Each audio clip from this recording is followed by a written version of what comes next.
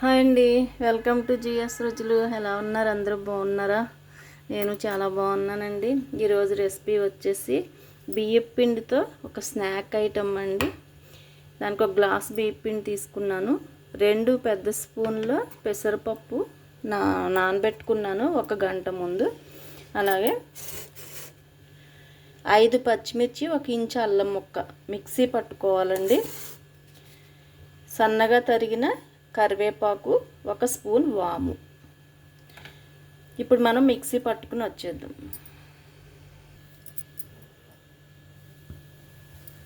Water పెట్టానండి. కరెక్ట్గా పిండి ఏ గ్లాస్తో అయితే తీసుకున్నానో అదే గ్లాస్ వాటరు, 1 స్పూను సాల్ట్ వేసాను. మరుగుతున్నాయండి. దానిలో 2 స్పూన్లు ఆయిల్ వేసాను.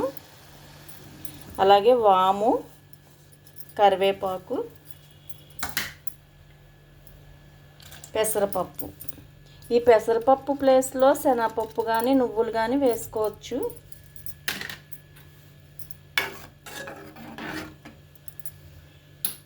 ఇప్పుడు ఇందులో పిండి కూడా వేసేద్దాము.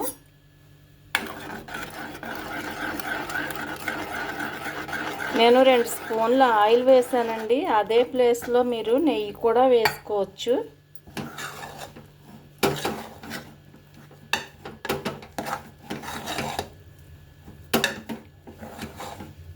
స్టవ్ కట్టేస్తున్నానండి. పిండి అంతా మొత్తం ఇలా కలిపేసుకోవాలి.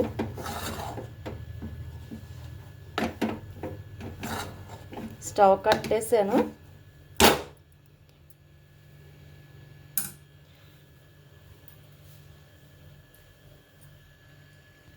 ఒక్క నిమిషం ఇలాగా 5 నిమిషాలు మూత పెట్టుకున్నామంటే బాగా ఉక్కుతుందండి పిండి. 5 నిమిషాల తర్వాత మనం ప్రాసెస్లోకి వెళ్ళిపోదాం.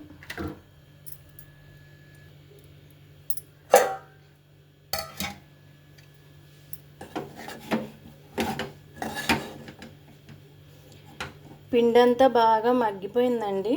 దీన్ని ఇప్పుడు మనం ఒక ప్లేట్లోకి తీసుకుందాం. పిండి కొంచెం చల్లారిందండి. చిన్న చిన్న ముద్దల కింద తీసుకోవాలి. తీసుకుని ఈ 3 ఏళ్ళు అండి, ఈ 3 ఏళ్ళతో ఇలా నొక్కుంటే సరిపోతుందండి.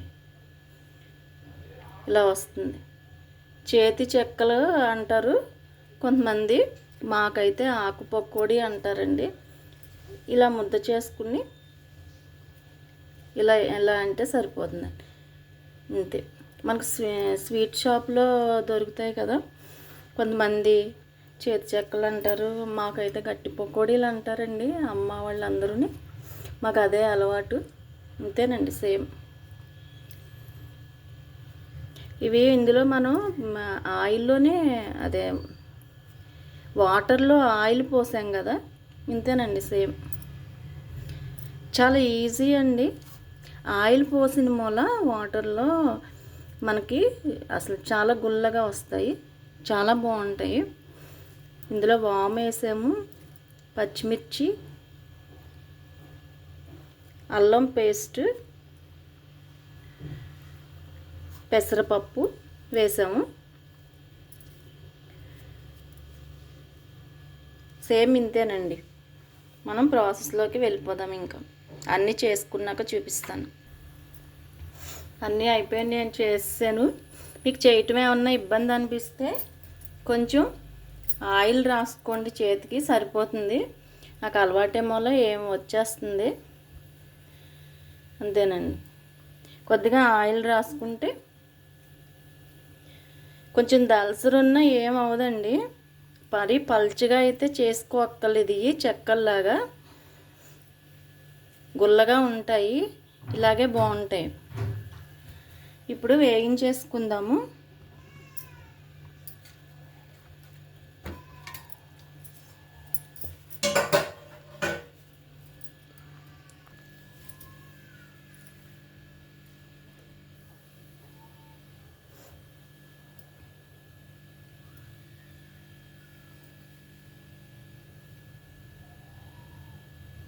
వేసేస్తున్నానండి.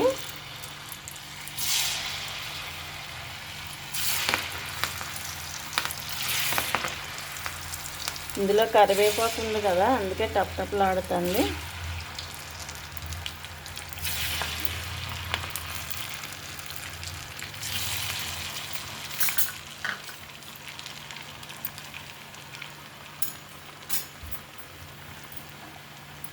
వెంటనే కదపకూడదండి, ఆ నురుగు తగ్గిన తర్వాత కలుపుదాం.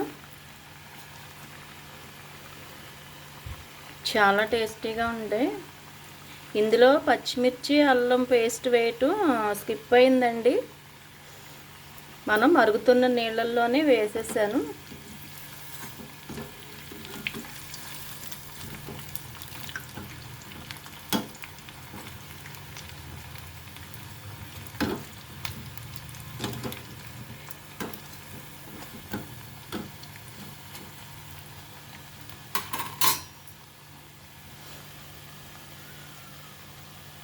కాకు నూనె ఎక్కువ ఉండిపోతుందని చిన్న మూకుడు పెడతానండి.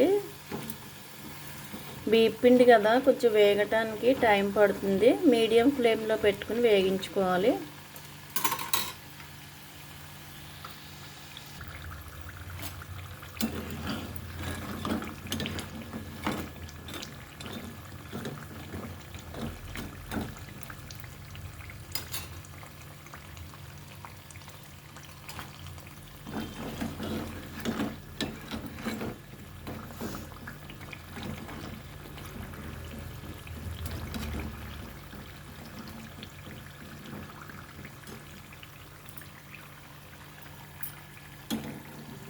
వేగిపోయినాయండి, తీసేస్తున్నాను.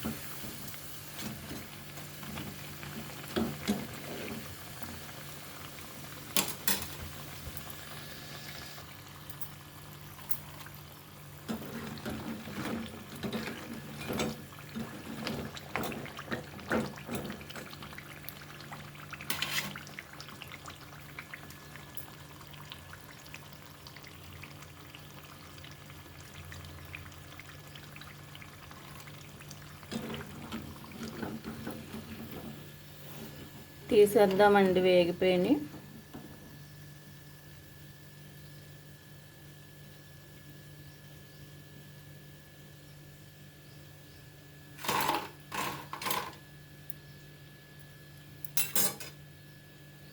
మిగతాయి కూడా వేసేసుకుందాం.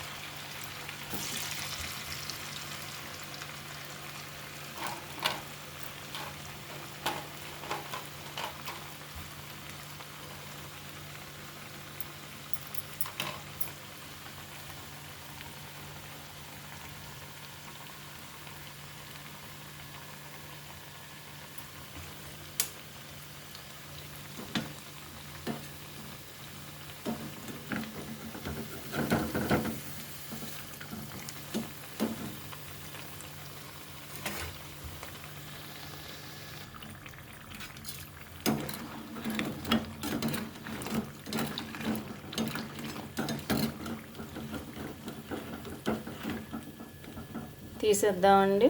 స్టవ్ కట్టేస్తున్నానండి.